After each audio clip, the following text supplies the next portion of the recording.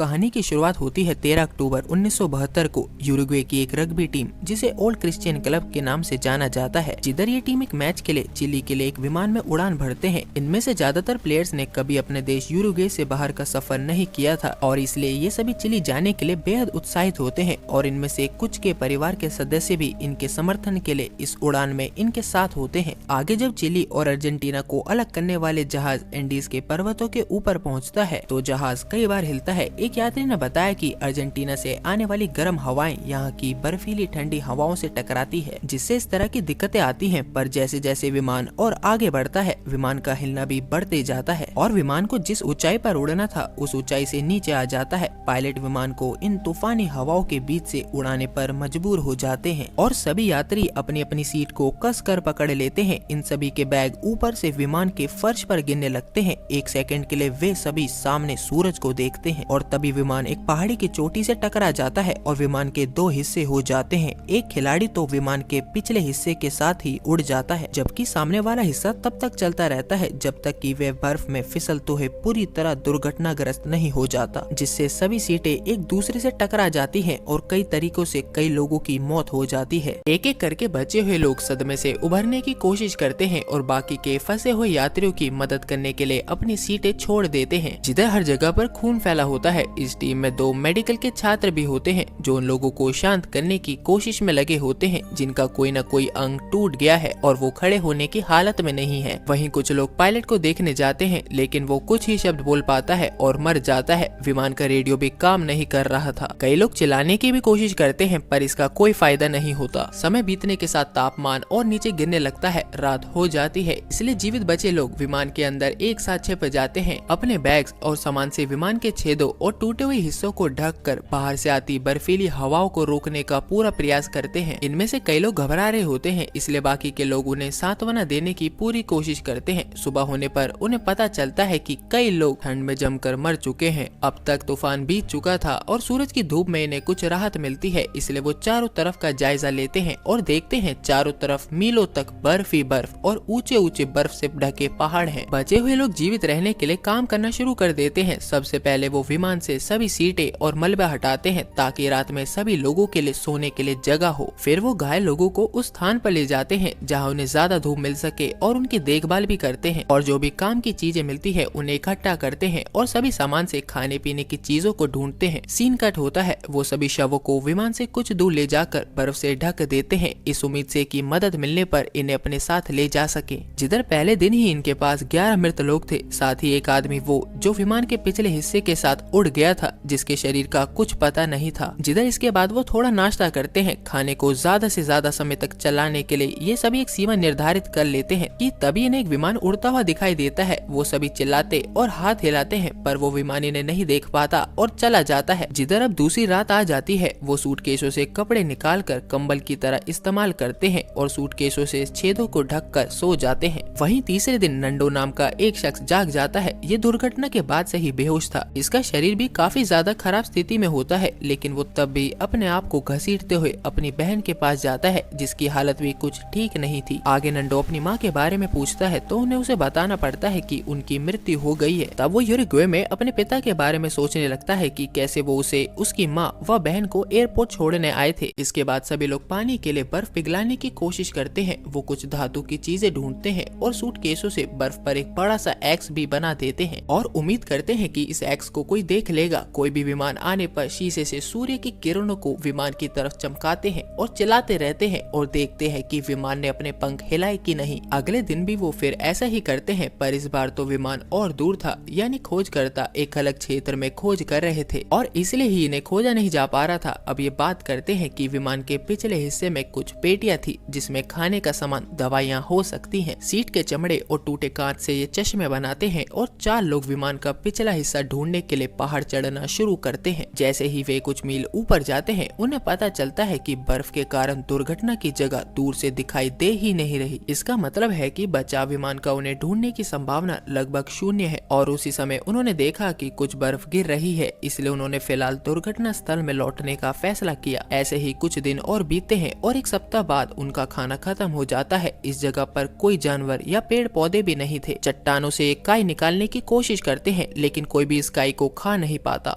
कि इतने में नंडो सभी से कहता है कि अगर जरूरी हुआ तो वो शवों को खाएगा और जल्दी सभी बातें करने लगते हैं कि क्या उन्हें मृत यात्रियों का मांस खाना चाहिए। कुछ ने बताया कि अब उनका पेशाब भी काला आ रहा है तो कुछ ने कहा ये क्राइम है, शव खाने से हमें जेल जाना पड़ सकता है, इसलिए वो किसी भी नतीजे पर नहीं पहुंचते। जैसे जैसे समय और बीतता है वो भोजन के लिए इतने बेचैन हो गए कि वो जूते और फीते के सिगरेट जैसी चीजें खाने लगे, जिससे इनका पेशाब का रंग और काला हो जाता है। 8वें दिन नंडो की बहन की भी मृत्यु हो जाती है और कोको अपने माता पिता को एक पत्र लिखने लगता है जिसमें कि वो इस दुर्घटना के साथ साथ यहाँ की खूबसूरती के बारे में भी लिखता है। अगले दिन फिर तूफान आता है और सभी लोग विमान में छिपकर खुद को जीवित रखते हैं और इसी के साथ 21वें दिन तक समूह के कुछ लोग काफी परेशान हो जाते हैं और वो घोषणा करते हैं कि अगर उनमें से कोई भी मर जाता है तो वो अपने शरीर को खाने की सभी को अनुमति भी देते हैं। इसके बाद वो सभी बाहर जाते हैं और सभी लोग मृत शरीर से मांस खाने का फैसला करते हैं। कांच के टुकड़े से वे शरीर से मांस निकालते हैं ताकि वो फिर से अपना पेट भर सके। जिधर सभी लोग बाहर इन लोगों में शामिल हो जाते हैं, केवल 5 लोग नरभक्षी बनने से इनकार करते हैं। अगले दिन जो लोग मृत शरीरों को काट रहे होते हैं वो इस काम को छुप कर करते हैं ताकि जो लोग ये काम नहीं कर रहे उन्हें ये देखना बहुत भयानक लगेगा। ये लोग मांस के टुकड़ों को गर्म करने के लिए धूप में भी रखते हैं। कुछ समय बाद उन्हें बर्फ में दबा एक सूटकेस मिलता है और उसके अंदर एक रेडियो देखकर वो सभी लोग आश्चर्यचकित हो जाते हैं। एक काम चलाओ एंटीना बनाने के बाद वो उसे चालू करने में सफल भी हो जाते हैं, लेकिन उन्हें समाचार से ये पता चलता है कि 66 खोज अभियानों के बाद सरकार ने अब उनकी तलाश न करने का फैसला किया है। जिधर पूरी सभा ये सुनकर टूट जाती है, उनकी आशाएं खो जाती है। 5 लोग जो नरभक्षी नहीं बने थे उनमें से 4 लोग मानव मांस खाना शुरू कर देते हैं। इसके बाद 3 लोग विमान के पिछले हिस्से को ठीक से ढूंढने का फैसला करते हैं। पहली चीज जो उन्हें मिलती है वो है बहुत सारा मलबा और 5 लाशें, जिनमें वह खिलाड़ी की भी लाश थी जो विमान के टूटकर गिरने के दौरान बाहर गिर गया था। वे तीनों और आगे खोज करते हैं और आगे चलते रहते हैं, जो काफी कठिन होता है क्योंकि चढ़ते समय बहुत अधिक फिसलन होती है और ठंडी हवाओं के कारण सांस लेना मुश्किल हो जाता है। रात में वे एक चट्टान के किनारे इकट्ठा हो जाते हैं और तूफान में सोने की कोशिश करते हैं। सुबह वो पूरी तरह से बर्फ में ढके होते हैं पर जिंदा होते हैं, पर उनमें से एक अंधा हो जाता है और 2 काफी कमजोर हो चुके होते हैं और इसलिए वो मलबे के एक टुकड़े पर फिसलकर वापस चले जाते हैं। इस तरह के दर्दनाक अनुभव के कारण आखिरी आदमी भी मांस खाना शुरू कर देता है। जिधर 17वें दिन 5 दिनों से लगातार तूफान से जूझते हुए ये सभी विमान के अंदर ही रहते हैं, लेकिन अचानक से एक हिमस्खलन आता है और विमान बर्फ में दब जाता है। अंदर भी काफी बर्फ आती है, सभी लोग बर्फ में दब जाते हैं। उनमें से एक बाहर चला जाता है ये देखने के लिए कि ये तूफान किस हद तक का है, पर तूफान पहले से ही काफी तेज हो चुका था। जिधर बर्फ से ऊपर आ चुके लोग बाकी लोगों को बाहर निकालने के लिए बर्फ खोदने लगते हैं। काफी मेहनत के बाद एक महिला को छोड़कर वो सभी बर्फ से बाहर निकल लेते हैं। महिला बर्फ में काफी नीचे थी इसलिए वो उसे बचा नहीं पाते और उसी समय उन्हें तेज आवाज से पता चलता है कि एक और हिमस्खलन आ रहा है जो इन सभी लोगों को एक बार फिर बर्फ में दफना देता है और इस बार इस टीम के कप्तान के साथ कुछ और लोगों की जान चली जाती है।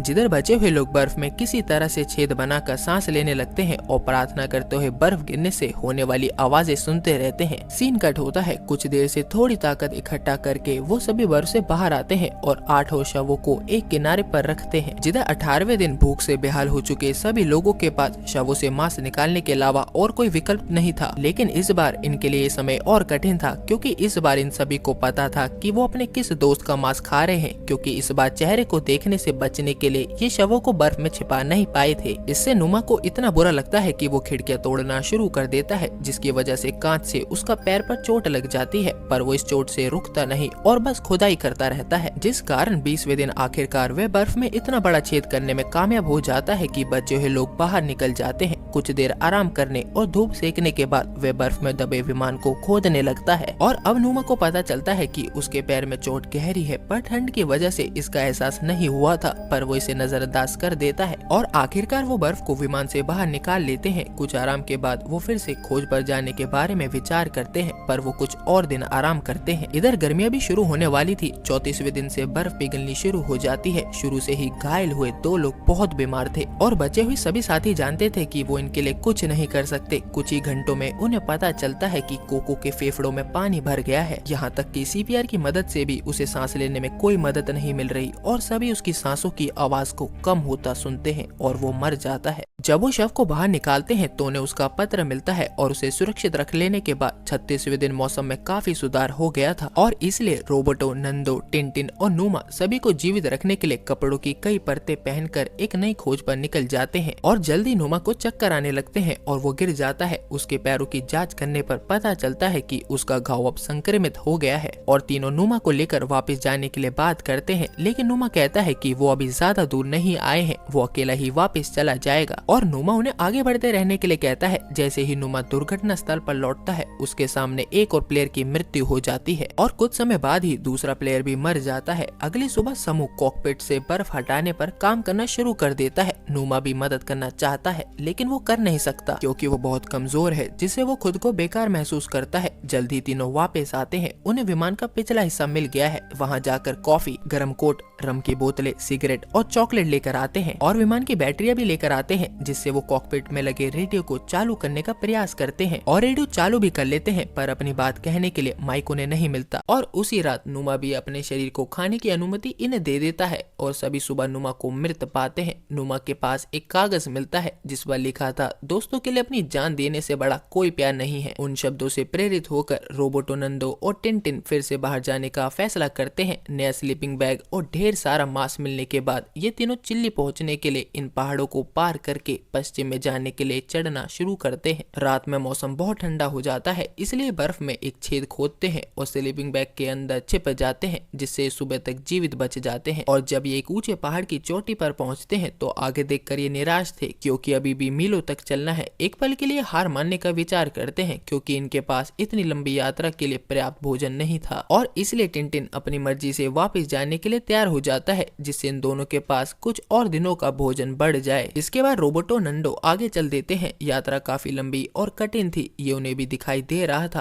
काफी चलने के बाद ये दोनों एक घाटी में पहुंच जाते हैं जहाँ की जमीन बर्फीली कम पथरीली ज्यादा थी। जब नंदो का जूता फट जाता है तो रोबोटो उसमें कपड़ा लपेट देता है और वो चलते रहते हैं। एक शाम रात के खाने के बाद रोबोटो को उल्टी होती है। नंदो उसकी देखभाल करता है। सुबह होने पर ये फिर चल पड़ते हैं। अब ये प्रयास रंग लाता है और इन्हें एक नदी बहती मिलती है। ये दोनों पानी पीने लगते हैं। नंदो को एक छिपकली भी दिखाई देती है और उसे दिखाने के लिए वो रोबोटो को आवाज लगाता है, पर उसी समय रोबोटो को नदी के पार घोड़े पर एक व्यक्ति बैठा मिलता है। दोनों चिल्लाकर मदद मांगते हैं। उसे पानी के शोर के कारण ढंग से सुनाई नहीं देता, इसलिए वो एक कागज और एक पेन इनकी तरफ फेंकता है। दोनों उस पर लिखकर बता देते हैं कि वो कौन है और वो आदमी उनका संदेश एयर रेस्क्यू सर्विस तक पहुंचा देता है और एक नए मिशन की तैयारी होती है। वो व्यक्ति नंदो और रोबोटो को अपने घर में ले आता है जहाँ वो ढंग का खाना खाते हैं और कुछ ही घंटों में ये जगह पत्रकारों से भर जाती है और जब ये खबर समाचारों के जरिए बाकी बचे लोगों तक पहुंचती है सभी काफी उत्साहित हो जाते हैं कि बचाव दल अब जल्दी आ रहा है, इसलिए जितना हो सके वो खुद को संवारने लगते हैं और विमान के कुछ टुकड़े सहित अपनी चीजें बैग में रखते हैं। जब दो हेलीकॉप्टर नंदो और रोबोटो के पास पहुंचते हैं तो वो नंदो को मार्गदर्शन के लिए अपने साथ ले जाते हैं। 71वें दिन समूह को बचा लिया जाता है। जैसे ही वो सब हेलीकॉप्टर को देखते हैं तो खुशी से रोने लगते हैं। कुल मिलाकर 16 लोग बच जाते हैं। शहर पहुंचने पर इनके परिवार वाले इनका इंतजार कर रहे थे। इन्हें हॉस्पिटल में ले जाया जाता है जहाँ बहुत बड़ी भीड़ इनका स्वागत करती है। इन सभी का ही शरीर कंकाल जैसा हो गया था। एक दूसरे की सफाई करने के बाद इनके परिवार वाले इनकी देखभाल में लग जाते हैं। सभी को अस्पताल में अलग बिस्तर दिया गया था, पर फिर भी ये सब एक साथ सोने के लिए इकट्ठा होते हैं और इसी के साथ society of the snow movie खत्म होती है।